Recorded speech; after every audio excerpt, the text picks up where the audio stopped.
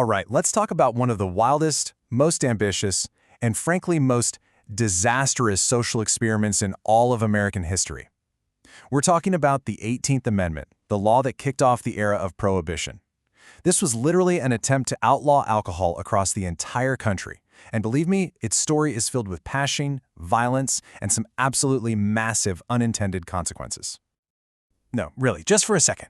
Imagine you wake up tomorrow and the government has decided that coffee is illegal. Or maybe soda. Your go-to drink is just gone, banned. It sounds completely insane, right? Almost impossible to picture today. Well, about 100 years ago, it wasn't impossible at all. In 1920, that's exactly what happened. The U.S. government flipped a switch and the entire country went dry. So the big question is, why? Why did this happen, and how in the world did they actually manage to pull it off? Let's get into it. Okay, so to really get why Prohibition happened, you have to understand what the reformers were up against. Because in their eyes, early 20th century America didn't just have a casual drinking habit, it had a full-blown, society-wrecking crisis. You see, for a lot of people back then, especially during what's known as the Progressive Era, alcohol was the villain behind pretty much all of society's biggest problems. They saw a direct connection between saloons and corrupt politicians, between drinking and domestic violence. They saw men literally drinking away their paychecks while their families went hungry. And for some, there was also this anti-immigrant angle, since saloons were often the social centers for new communities like the Irish and the Germans. And I want to be clear, this wasn't just some casual belief. It was an absolute conviction. For the folks in the temperance movement, alcohol wasn't just an issue, it was the issue. They truly believed that if they could just get rid of alcohol, they could basically cure the nation. So, with the enemy identified, this army of reformers mobilized for a fight. But they didn't all use the same battle plan. Some of them preferred quiet prayer and persuasion, and others preferred to use a hatchet. And that brings us to maybe the most famous and, let's be honest, the most intimidating figure in the whole movement, Carrie Nation. She was not interested in polite debate. She was all about direct action. And this newspaper clipping gives you a little taste of the chaos she left behind after paying a saloon a visit. This quote pretty much says it all about her. Carrie Nation was convinced she was on a mission from God, and nothing was going to stop her. I mean, she'd get arrested, someone would pay her bail, and she'd walk right out and head to the next saloon on her list. Absolutely relentless. Her method was basically pure destructive theater. She'd stride into a bar, often with a group of singing followers, and just start wrecking the place with rocks and, most famously, her hatchet. She even gave it a name, hatchetation. It made her a total celebrity and the face of the movement's most radical wing. But smashing up bars wasn't the only tactic. You had groups like the Women's Christian Temperance Union, or WCTU, who focused more on changing hearts and minds through education. A lot of these women were also fighting for the right to vote because they figured that political power was the only way to protect their families from alcohol. And then you had the Anti-Saloon League. These guys were a straight-up political machine. Their goal wasn't just to talk about the problem, it was to change the law. And the key to their success was this incredible laser-like focus. The Anti-Saloon League pretty much invented single-issue politics. They didn't care if you were a Republican or a Democrat.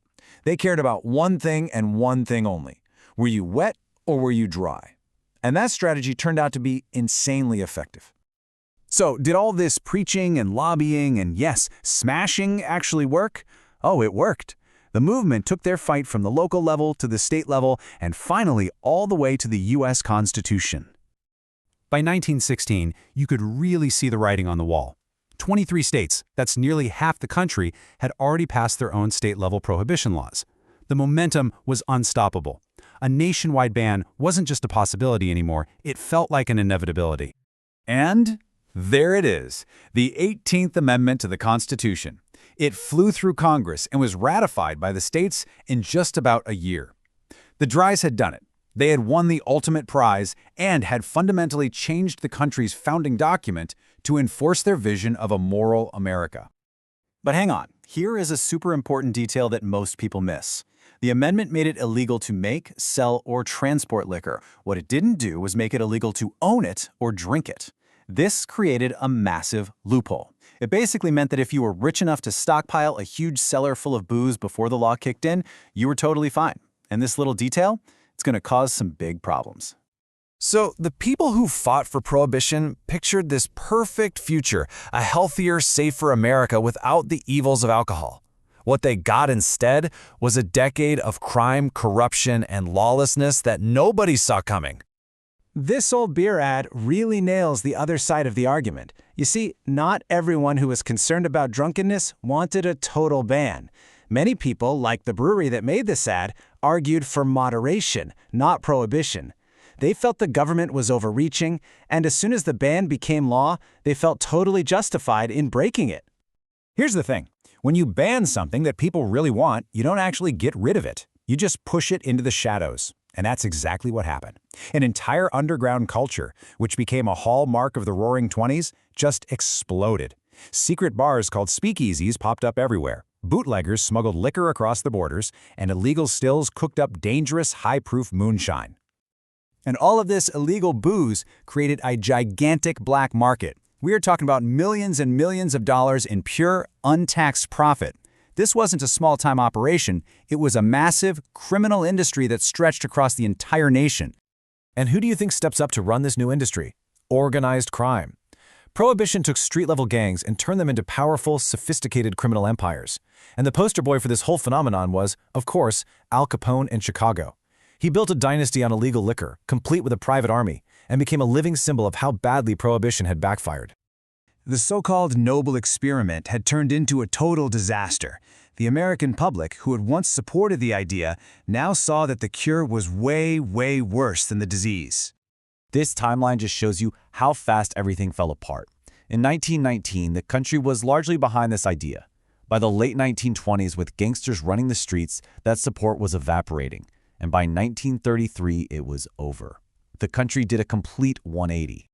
And that brings us to maybe the most mind-blowing fact of this whole story. Amending the U.S. Constitution is designed to be incredibly difficult. But the failure of Prohibition was so obvious, so complete, that the country went through the extraordinary process of passing a new amendment, the 21st, for the sole purpose of canceling out the 18th. Just think about that. It is the only time in American history that's ever happened. So what do we take away from all this?